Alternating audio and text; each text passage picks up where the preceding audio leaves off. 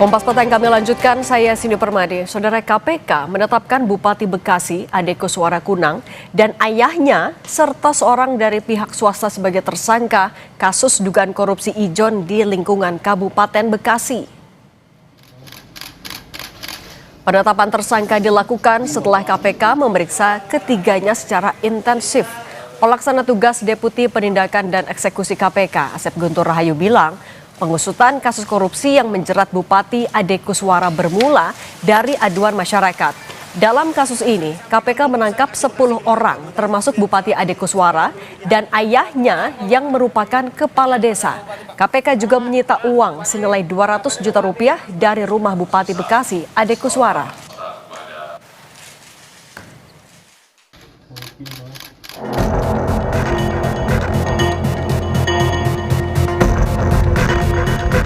Diberikan oleh SRJ kepada ADK bersama-sama HMK mencapai 9,5 miliar.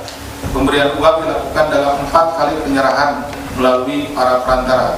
Selain aliran dana tersebut, sepanjang tahun 2025, ADK juga diduga mendapat penerimaan lainnya yang berasal dari sejumlah pihak, sehingga totalnya 4,7 miliar. Komisi Pemberantasan Korupsi menyegel rumah dinas Kepala Kejaksaan Negeri Kabupaten Bekasi Edi Sumarman di Jalan Ganesa Boulevard Klaster Pasadena di Desa Hegar Mukti, Kecamatan Cikarang Pusat, Kabupaten Bekasi. Penyegelan diduga terkait operasi tangkap tangan Bupati Bekasi Ade Kuswara Kunang. Warga bilang penyegelan dilakukan pada Kamis malam. Setengah 11 pulang udah disegel. Oh, tapi rame nggak di sini kadang rumah?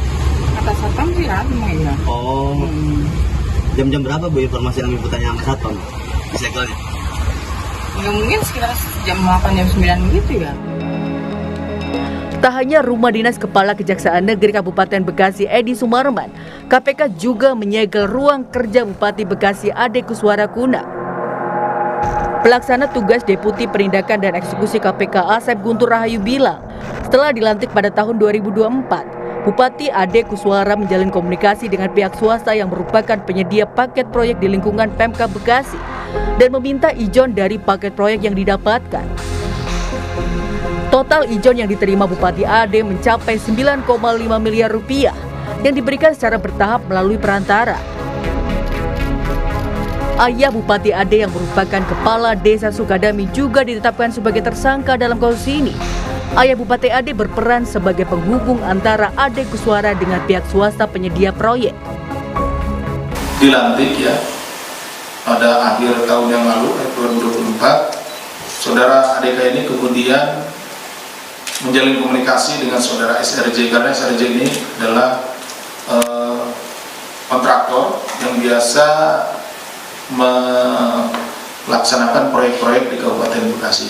Nah, setelah itu karena ini juga belum ada ya, untuk uangnya, maka proyek-proyek yang nanti akan ada di tahun 2026 dan seterusnya gitu ya, itu sudah dikomunikasikan dengan saudara SRJ dan sering meminta sejumlah uang, padahal proyeknya sendiri belum ada. Soal Bupati Bekasi Ade Kuswara Kunang yang terjaring OTT KPK, Gubernur Jawa Barat Deddy Mulyadi bilang sempat mengingatkan Ade Kuswara untuk menjalankan tugas tanpa melanggar prinsip kepatutan. Deddy menekankan praktik korupsi di Jawa Barat tidak boleh terjadi lagi. Nah ini juga saya kalau bertemu dia selalu ngingetin. Saya bilang nggak boleh ada hal yang kira-kira bertentangan dengan prinsip-prinsip kepatutan. Saya selalu ngingetin sama dia dan dia selalu mengatakan nggak ada Pak. Tapi kalau sekarang terjadi ya itu kan di luar apa yang saya sampaikan selama ini pada Bupati. Tidak boleh lagi terjadi di Jawa Barat. Semua orang harus konsisten pada upaya-upaya untuk melaksanakan pemerintahan secara baik. Sepanjang tahun 2025, KPK telah menetapkan 6 kepala daerah sebagai tersangka kasus dugaan korupsi. Mereka yakni Bupati Kolaka Timur Abdul Aziz, Gubernur Riau Abdul Wahid, Bupati Ponorogo Sugiri Sancoko, Wakil Wali Kota Bandung Erwin Afandi, dan Bupati Lampung Tengah Ardhito Wijaya. Bupati Bekasi Ade Kuswara Kunang jadi kepala daerah ke-6 yang terjerat kasus dugaan korupsi tahun ini.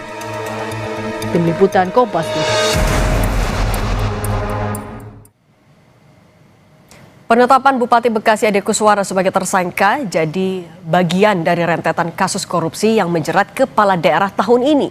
Bedanya, korupsi yang dilakukan Bupati Bekasi ini juga melibatkan ayahnya yang seorang kepala desa. Soal korupsi kepala daerah yang melibatkan keluarganya ini kita bahas bersama mantan penyidik KPK Praswat Nugraha. Mas Praswat, selamat petang. Selamat petang, Mbak Cindy. Mas Praswat, kasus ini disoroti karena satu, dia baru dilantik, menjabat sekitar setahun terus sudah korupsi. Kedua, melibatkan ayahnya. Kalau dalam praktik korupsi, sebenarnya pelibatan keluarga, ini adalah hal yang dalam tanda kutip lazim kah?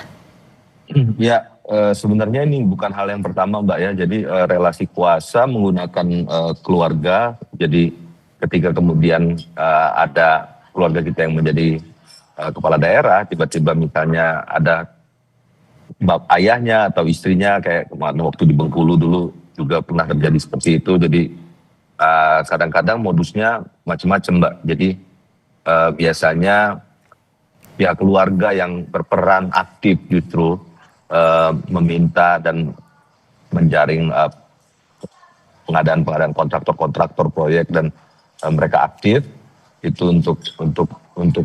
untuk meminta fee proyek seperti Ijon yang hari ini kita lihat, Pak Ade Kuswara, itu sebenarnya bukan suatu hal yang baru. Jadi KPK sudah berkali-kali juga, kita juga sudah melakukan penangkapan di mana-mana di seluruh Indonesia dengan modus yang sama. Yang baru-baru ini juga. Oke, tapi Mas Praswat, kemarin kan. Mas Praswat, Ya, kan tapi Anda juga sempat menyinggung soal relasi kuasa. Nah, kalau melihat di kasus betul. ini, siapa yang lebih aktif untuk menginisiasi? Anaknya yang berperan sebagai bupati atau justru ayahnya yang berperan sebagai kepala desa? Kadang-kadang justru berkolaborasi, Mbak. Jadi tidak ada yang salah satu yang mendominasi satu sama lain.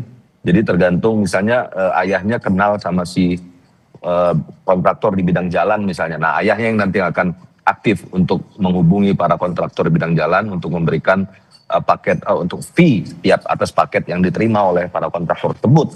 Misalnya nanti anaknya di bidang bangunan, jembatan gitu ya, atau konstruksi lainnya, pengairan, sawah dan lain-lain, itu nanti si bupatinya langsung.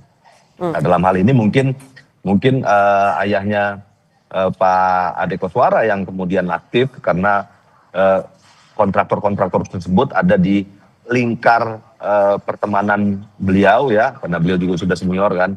Tapi hal ini kan sesuatu yang tidak suatu hal yang bukan baru juga, karena di Banten juga kita mengetahui ada jawara-jawara lokal, ada penguasa lokal yang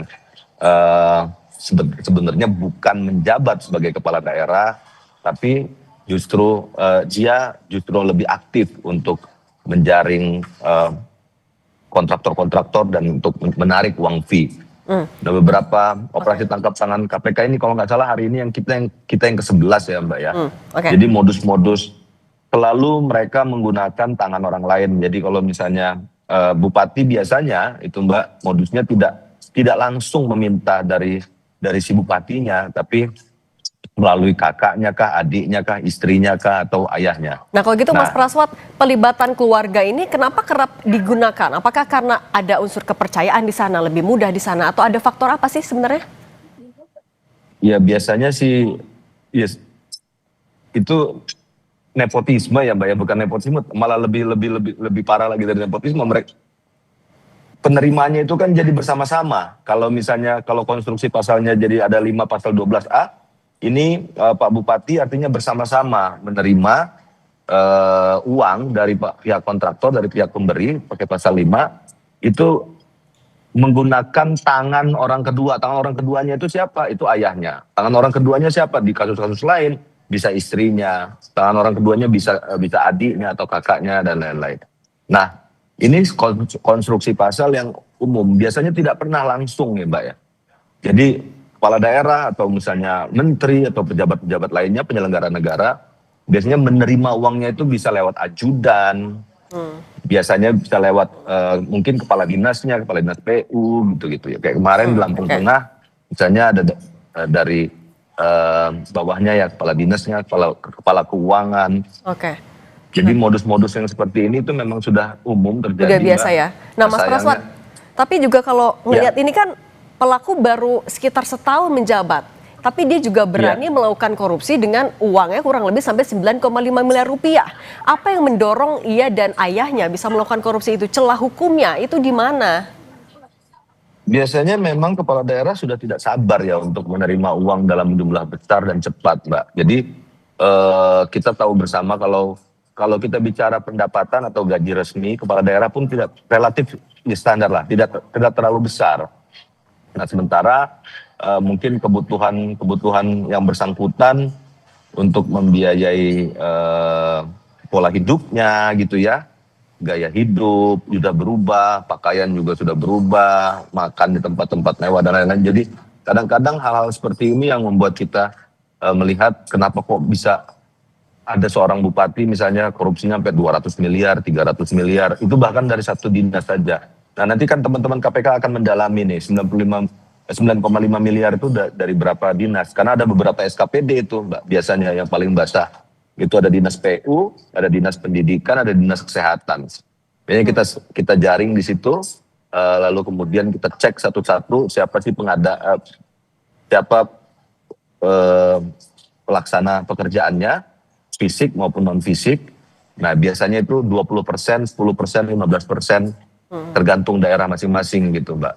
Oke. Kalau di Jawa, ya. Oke Mas Praswa, tapi kita belajar dari banyaknya kasus-kasus termasuk yang di Bekasi ini, pelibatan keluarga. Apakah ini seharusnya juga jadi momentum agar tidak ada lagi pelibatan keluarga atau mungkin nepotisme ketika ada proyek-proyek?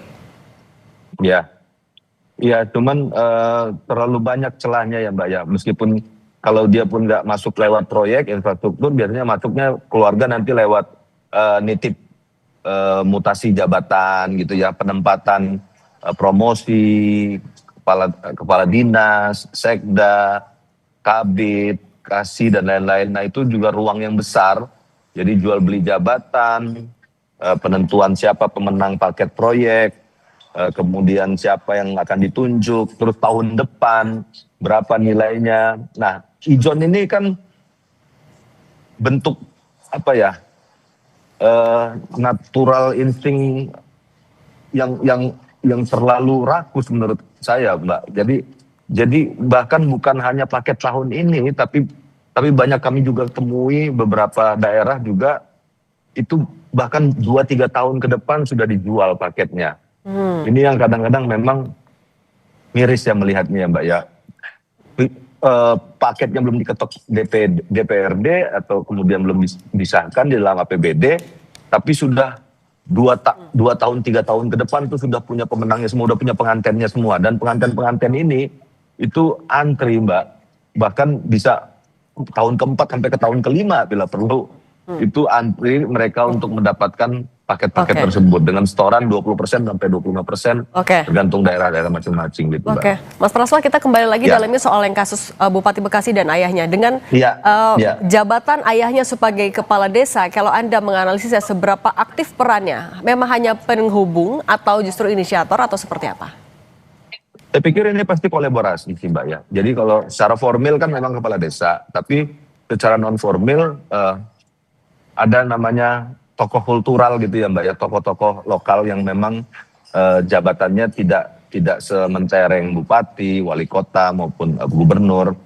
Bahkan mungkin nggak punya jabatan sama sekali, tetapi orang tahu bahwa gubernur sebenarnya itu gubernur swasta lah istilahnya, atau wali kota swastanya atau bupati swastanya ya orang tersebut. Bahkan mungkin hanya sekedar pengusaha biasa atau pedagang atau buka toko kelontongan dan lain-lain, tapi dengan kekuatan yang dimiliki oleh anaknya atau keluarganya, dia bisa berperan bahkan untuk menentukan siapa yang menjabat sebagai kepala dinas, siapa yang mendapatkan paket proyek tahun ini, tahun depan, paket A dapat siapa, B dapat siapa. Gitu. Celahnya banyak sekali ini yang perlu dievaluasi, diregulasi harus ditutup, termasuk juga perbaikan standar dari para calon kepala daerah. Mas Praswa Nugraha, mantan penyidik KPK, terima kasih sudah berbagi bersama kami. Terima kasih Mbak Cindy, selamat sore.